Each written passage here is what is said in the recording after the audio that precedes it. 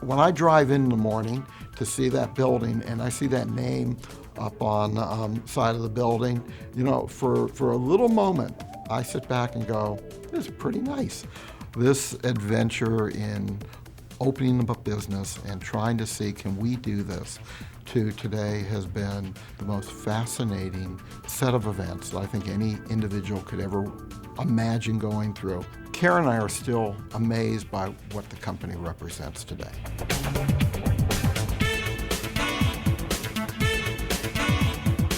We are a large facility in Vernon. It's probably around 130,000 square feet.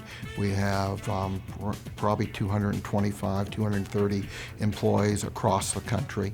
We sell to literally every major department store in the country and have a number of stores that we sell outside of the United States. How we've taken technology through the years and allowed that to help us have increased productivity. How we've grown from one small little line to a number of divisions. It is simply still amazing to us. Going back probably close to 30 years ago, I was a young production manager.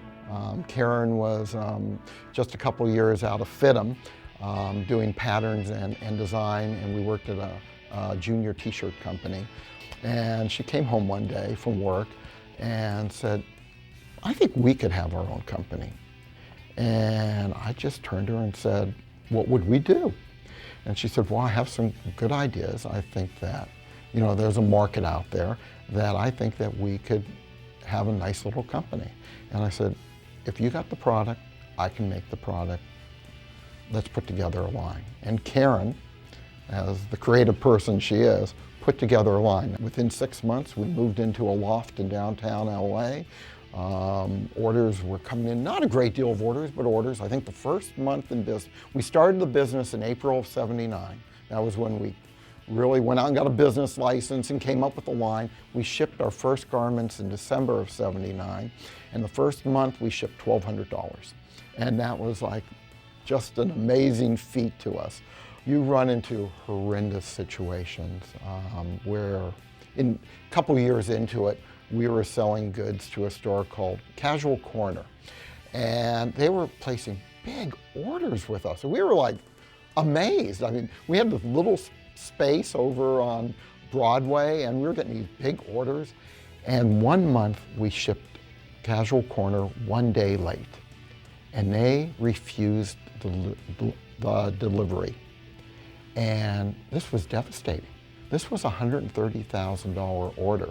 That was how we ever got the money together to make a $130,000 order. We can't recall. But now it came back to us. And we were stuck with the goods. They would not take the goods in. And we thought this is the end of the company. You know, and we worked our way through it. One of the choices that people who start their own companies need to have is a plan. And part of that plan is not just, I need to get orders and so on, but really very specific. What's the company I want to create? What do I want to be thought of? Who's going to be my customer base? And I think it's part of it is a commitment to how well you can do something. Your expectations need to be of yourselves, not of the people you work for. People like Karen and I are looking for those people, and we're going to move you up. And the farther up you move, the more you're going to learn, the more experience you're going to get. And hopefully, for a young talent coming through the design department, it's a great honor one day when they say, you know what, I'm going to leave the company, I'm going to go start my own little company. Now we're going to hate to lose that person, but I'll tell you, that's an exciting moment when that person's going to take that jump. It is still as much fun today as it was then.